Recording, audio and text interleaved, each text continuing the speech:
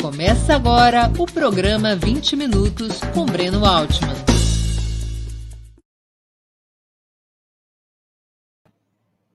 Bom dia! Está começando mais uma edição do programa 20 Minutos. O tema de hoje: a esquerda está avançando na América Latina? Nós vamos discutir os últimos processos eleitorais, as lutas populares e também as consequências da eleição de Joe Biden para a situação política latino-americana. Mas antes de começarmos a exposição, algumas mensagens rápidas. A primeira delas, eu queria pedir a vocês que fizessem, aqueles que ainda não possuem, sua inscrição no canal do Opera Mundi no YouTube. Essa inscrição pode ser atualmente também como membro pagante. Basta clicar em Seja Membro e escolher um valor que esteja de acordo com a sua vontade, com as suas possibilidades. Para nós é muito importante essa mensalidade que você puder pagar pelo canal do Opera Mundi no YouTube. É o nosso Netflix progressista sem filmes, com jornalismo. Escolha lá um valor mensal que caiba no seu bolso e contribua com o canal do Opera Mundi. Como membro pagante ou membro não pagante, não se esqueçam de ativar o sininho. Ativado o sininho, vocês serão avisados todas as vezes que novos programas nossos ou de nossos parceiros forem ao ar. Segunda mensagem, eu queria pedir a vocês, e essa é uma outra alternativa para colaborar com o Opera Mundi, que façam uma assinatura solidária do nosso site. A assinatura solidária é um pequeno valor mensal que nossos espectadores e leitores pagam exatamente para que nós possamos ter os recursos necessários à sustentação e ao desenvolvimento de um jornalismo de qualidade independente. Vocês poderão obter informações sobre a assinatura solidária no endereço que está na tela, www.operamundi.com.br/apoio. Eu vou repetir, www.operamundi.com.br/apoio. Façam agora mesmo a assinatura solidária. A assinatura solidária é o principal instrumento de financiamento do Opera Mundi. Terceira e última mensagem. Assim que eu terminar a exposição do dia, eu vou responder a questões que forem formuladas pelos nossos espectadores e espectadoras. Basta vocês escreverem essas perguntas na área de bate-papo no Facebook ou no YouTube. A produção do programa vai me passar essas questões e, na medida das minhas possibilidades, dos meus conhecimentos e do nosso tempo, eu tratarei de responder a essas questões. E não se esqueçam também, durante esse processo, durante o programa, vocês também podem fazer superchat no YouTube e se inscrever, como eu já disse, como membro pagante no canal do Opera Mundi no YouTube, vão colaborando conosco. Ao trabalho. A esquerda está avançando na América Latina? Nós podemos afirmar hoje que há sinais relevantes de uma recuperação da esquerda latino-americana depois de pesadas derrotas nessa segunda década do século XXI.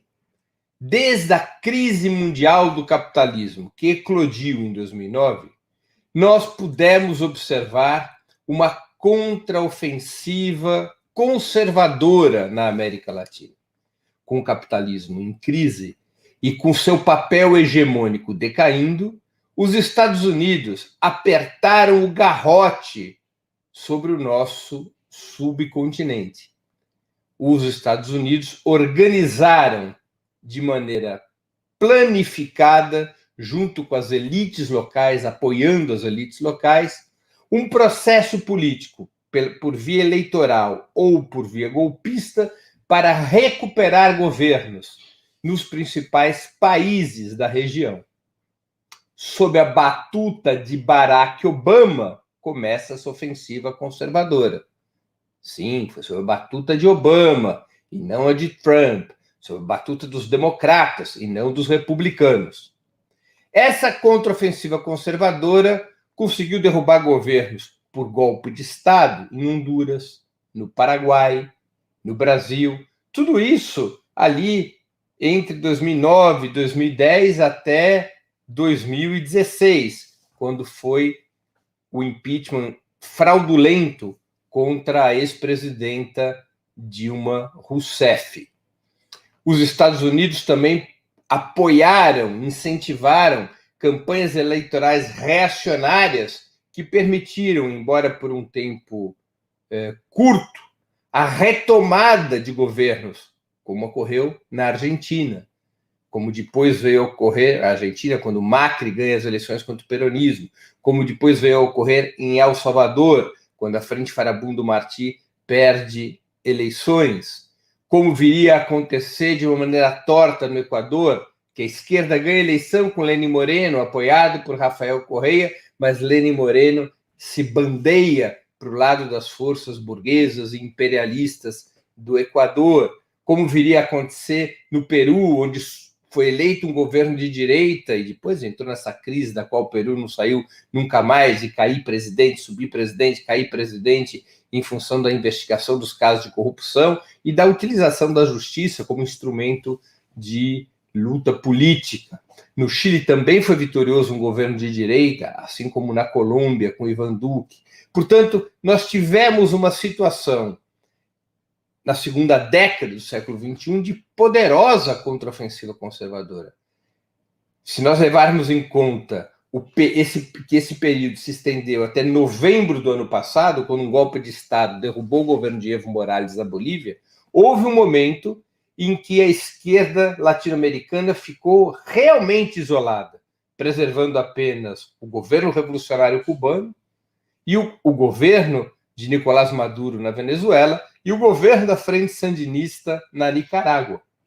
Em todos os demais países, repito, pela via eleitoral ou pela via golpista, os governos progressistas, os governos de esquerda, os governos liderados pelos partidos que se aliam e se reúnem no Fórum de São Paulo tinham sido derrotados na região.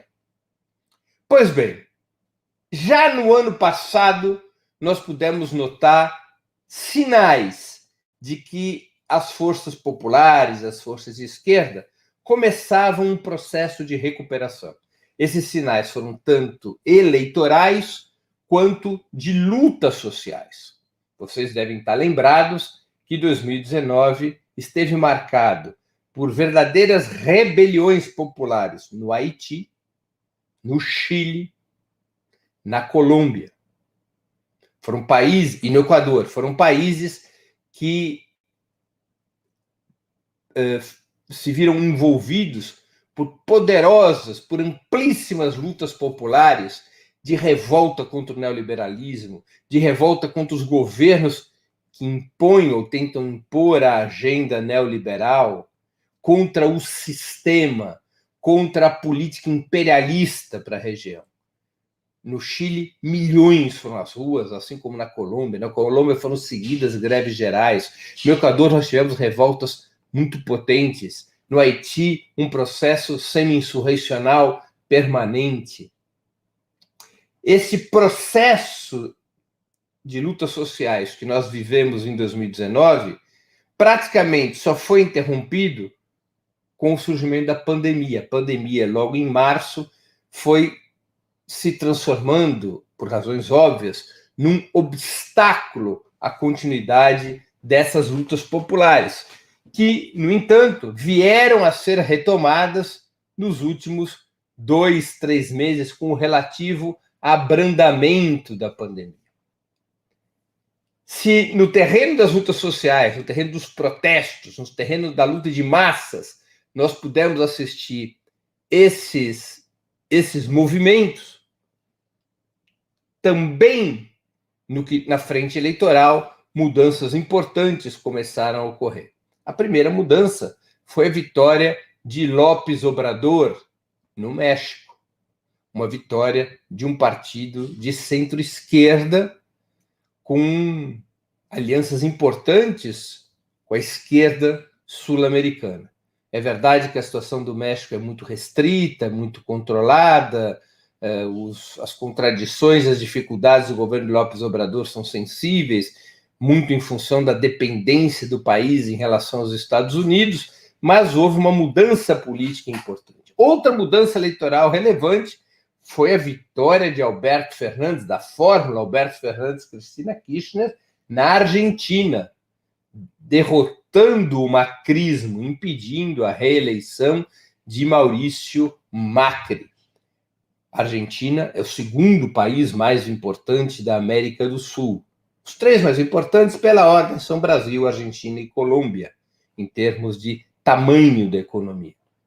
E na Argentina, o peronismo retoma o governo. E retoma o governo buscando introduzir na economia uma política de eliminação de determinadas reformas liberais, introduzindo reformas distributivas que agora se aprofundam com a taxação sobre grandes fortunas, mas Alberto Fernandes também buscou instituir várias políticas de proteção dos salários e dos direitos dos trabalhadores, mudando o sentido geral da política econômica do governo de Maurício Macri. E, em termos de política internacional, a Argentina foi adotando uma postura diferente do governo, daquela que teve durante o governo Maurício Macri. A Argentina foi, por exemplo, o principal bastião para o exílio da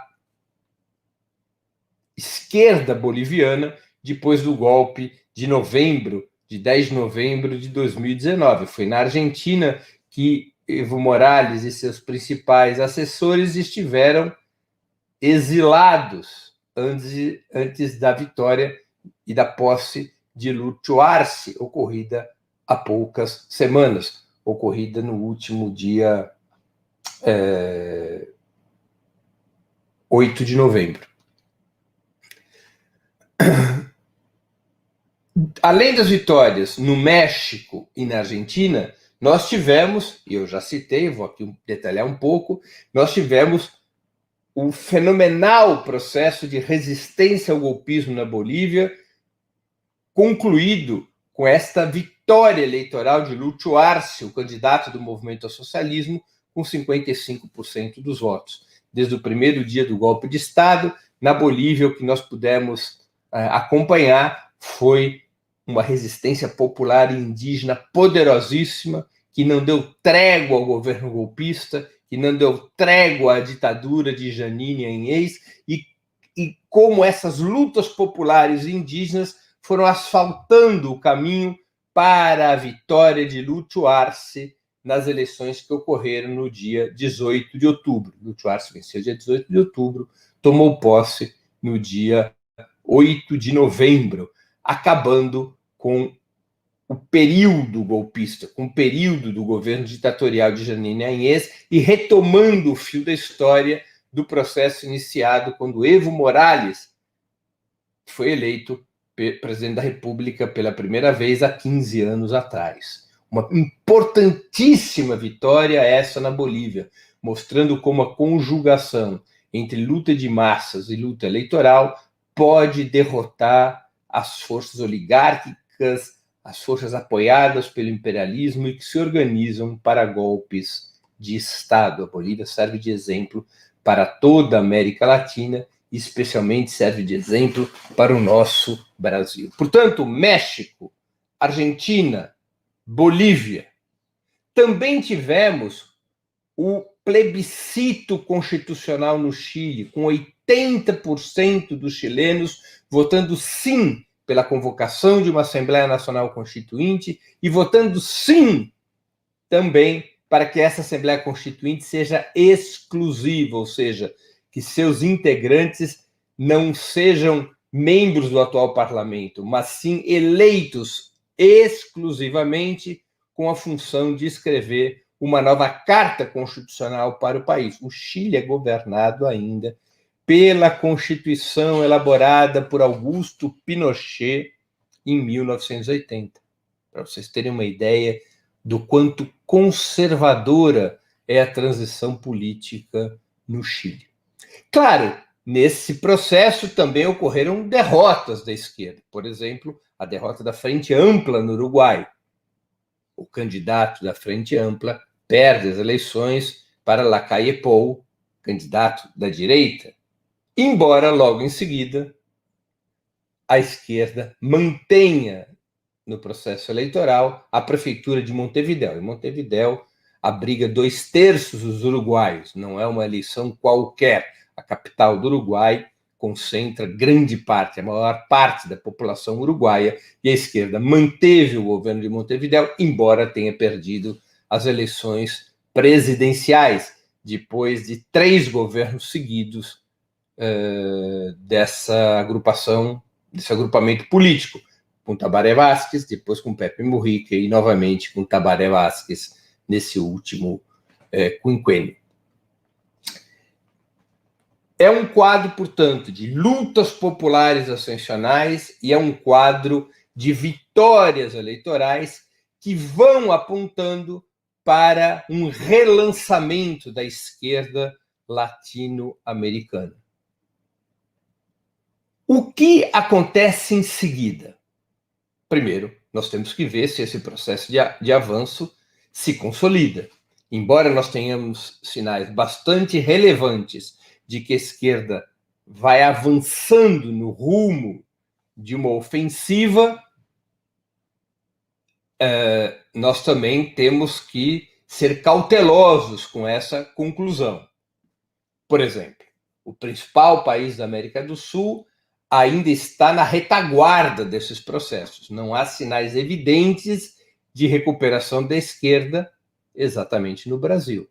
Nós ainda não vivemos no Brasil um ciclo de lutas populares importantes. O tempo histórico da rebelião popular no Brasil ainda não chegou. E nós também não estamos vivendo uma situação de desmoronamento eleitoral da direita e de recuperação do protagonismo dos partidos de esquerda, em particular do Partido dos Trabalhadores, nas urnas. As eleições municipais, o primeiro turno das eleições municipais, revelaram que o campo conservador ainda tem forte maioria, sempre teve em eleições municipais, isso não é uma novidade, e que o campo conservador, ao contrário de decair se comparado às eleições de 2016, particularmente o bolsonarismo e o centrão, eles ganharam força em relação ao processo anterior. Então, nós ainda temos no Brasil uma situação na qual o bolsonarismo se desgasta, principalmente nos grandes centros urbanos. A esquerda aparentemente recupera força nesses grandes centros urbanos, o PT recupera forças, o PSOL ganha força em alguns centros. Embora nós tenhamos sinais que podem mostrar que a esquerda, que o pior momento da esquerda brasileira já passou, o fato é que o Brasil, tanto em termos de lutas sociais quanto em termos eleitorais, está na retaguarda do processo de recuperação da esquerda continental. O Brasil, ao contrário do que ocorreu em outras épocas, em que o Brasil foi a linha de frente dessas mudanças continentais, por exemplo, quando Lula é eleito presidente da República em 2002, antes da eleição de Lula, apenas o presidente Chávez tinha sido vitorioso nas eleições de 98, ao invés de estar nessa linha de frente, o Brasil hoje está no outro tempo histórico. Ele ainda é um freio para esse reagrupamento, para essa reorganização, para a retomada de uma ofensiva da esquerda na América Latina. Também há que se discutir o que ocorre nesse cenário latino-americano com a eleição de Joe Biden. A situação piora, melhora, fica igual? Eu não acredito que nós teremos mudanças mais relevantes com a ascensão de Joe Biden ao governo norte-americano. A política dos Estados Unidos para a América Latina será a mesma que foi seguida, provavelmente será a mesma que foi seguida por Barack Obama, ou que antes tinha sido seguida por Clinton, e que não tem, na essência, muita diferença da política conduzida por Trump. É verdade que Trump latia mais do que Obama, mas mordia o tanto quanto, mordia igual. É possível dizer que Trump adotou medidas mais duras contra Cuba e Venezuela, mas quem patrocinou a maior parte dos golpes na América Latina, justiça seja feita aos fatos, não foi Trump, tinha sido Barack Obama. Os democratas continuarão a ser um fator impeditivo, continuarão a tentar ser um fator impeditivo para a ascensão da esquerda na região. combaterão os governos progressistas, tentarão asfixiá-los, buscarão apoiar as forças que fazem oposição pela direita a esses governos, tentarão armar situações de desestabilização, como fizeram no Brasil com espionagem, Operação Lava Jato, contribuição com forças-tarefas do Ministério Público e de outros setores do sistema de justiça para desestabilizar os partidos de esquerda. Fizeram o mesmo em outros países da América Latina, na própria Argentina, no Equador. Os democratas continuarão com a mesma política de tentar estabelecer ou manter na América Latina governos que sejam marionetes da Casa Branca, que atendam aos interesses das grandes corporações financeiras, das grandes corporações empresariais dos Estados Unidos. Esse continuará a ser o objetivo central dos governos norte-americanos. Portanto, não é possível que esperemos nenhuma mudança relevante nesse terreno com a posse de Joe Biden prevista para o dia 20 de janeiro de 2021. É possível que se atenue alguma coisa a médio prazo nas pressões sofridas por Cuba, por exemplo. É possível que Biden, em alguma medida, tente recuperar um par de medidas antes adotado por Barack Obama, tentando relaxar as relações com a Revolução Cubana. É possível também que mude o tom da narrativa em relação à Venezuela, mas no essencial, tanto a política de bloqueio e sanções contra a Venezuela e Cuba, quanto a política de sabotagem, desestabilização, asfixia e chantagem contra os governos progressistas, essas políticas do governo norte-americano, penso eu, permanecerão as mesmas. Por fim, os governos progressistas que voltarem a comandar países da América Latina terão um cenário bastante diferente daquele da sua ascensão no ciclo anterior, no início do século XXI. A situação econômica é outra completamente diferente. O espaço econômico para políticas de distribuição de renda e riqueza a partir do orçamento estatal, sem mexer na propriedade dos meios de produção, sem mexer no monopólio do capital financeiro, sem mexer no monopólio da terra, essas possibilidades de melhoria da vida de milhões a partir, repito, do orçamento, essas possibilidades caíram e muito.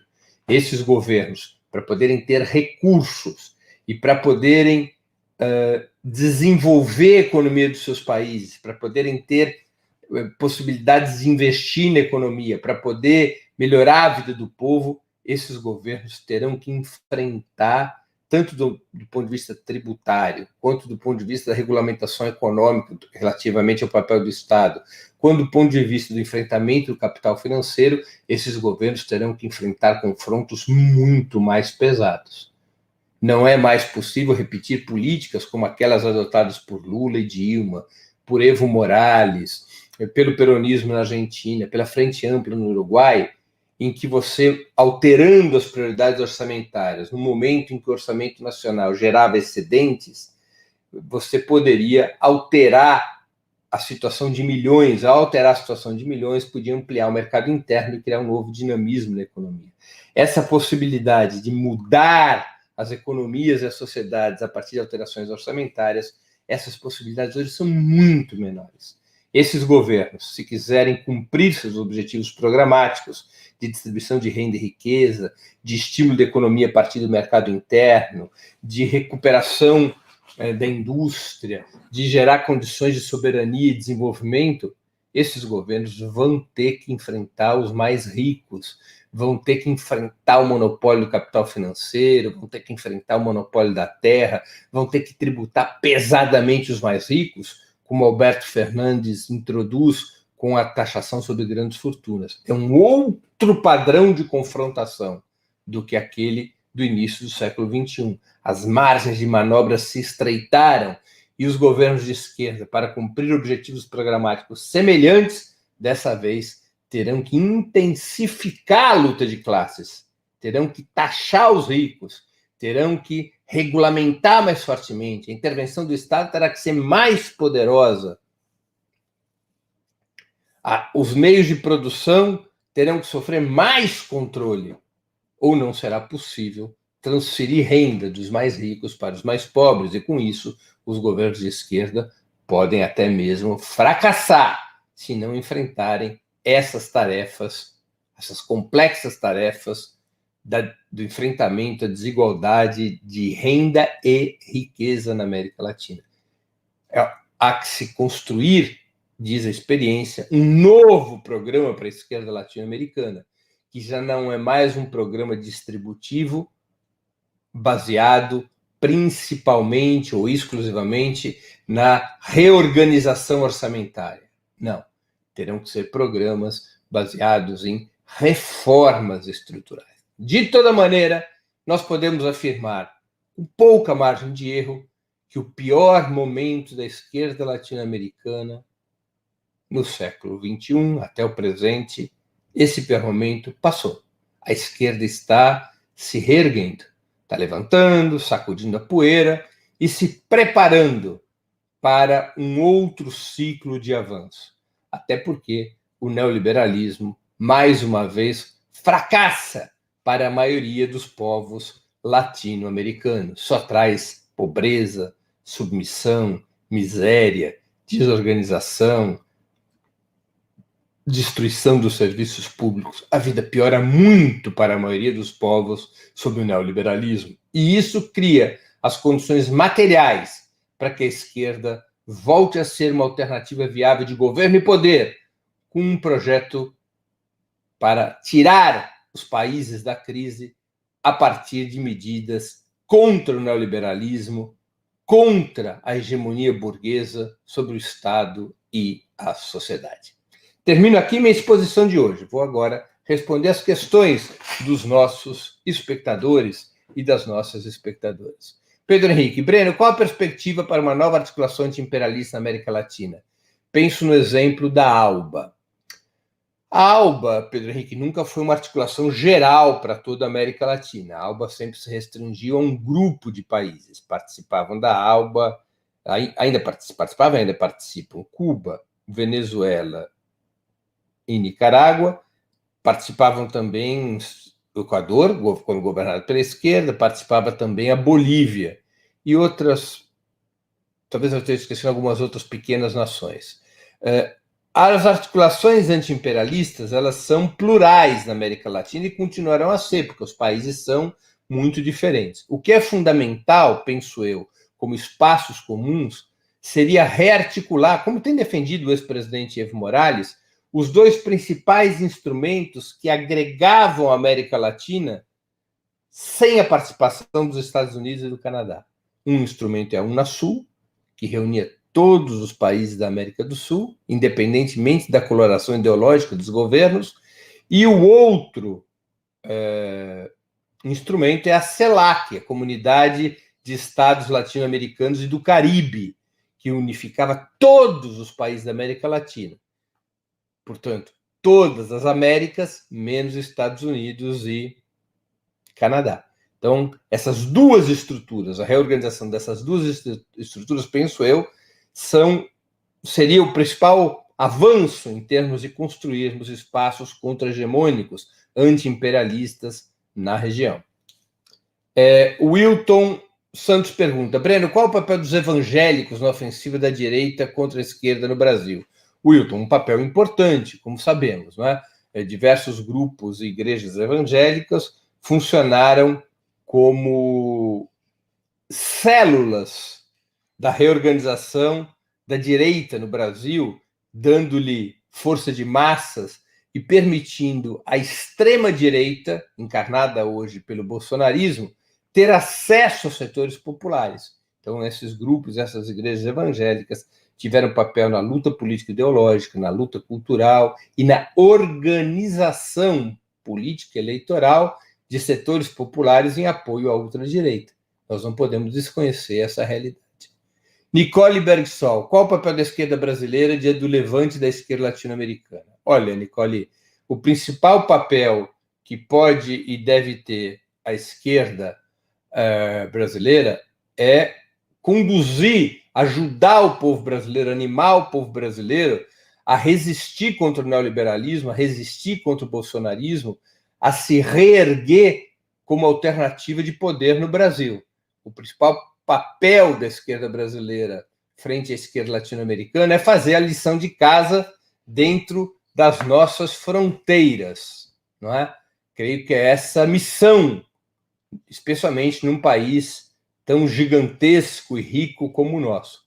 Se a esquerda brasileira conseguir voltar a ser uma alternativa viável de governo e poder, se a esquerda brasileira aprender com os erros do passado, se a esquerda brasileira compreender melhor como funcionam as classes dominantes brasileiras e de como funciona em relação ao Brasil o imperialismo estadunidense, a esquerda brasileira acabará por dar uma contribuição fundamental, essencial, decisiva para a esquerda latino-americana, como ocorreu no passado.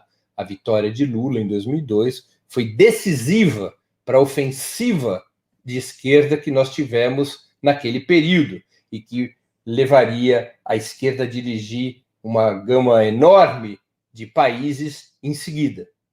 Novamente, se a esquerda brasileira fizer a lição de casa, recuperar o governo da República, retomar o fio da história das transformações com as devidas correções de rumo em relação àquilo que não foi feito de correto ou aquilo que foi insuficiente, a esquerda brasileira, ao fazer isso, dará um enorme impulso à esquerda latino-americana, tanto do ponto de vista eleitoral quanto do ponto de vista das lutas populares, que são duas frentes que se interligam. Não tenhamos dúvida.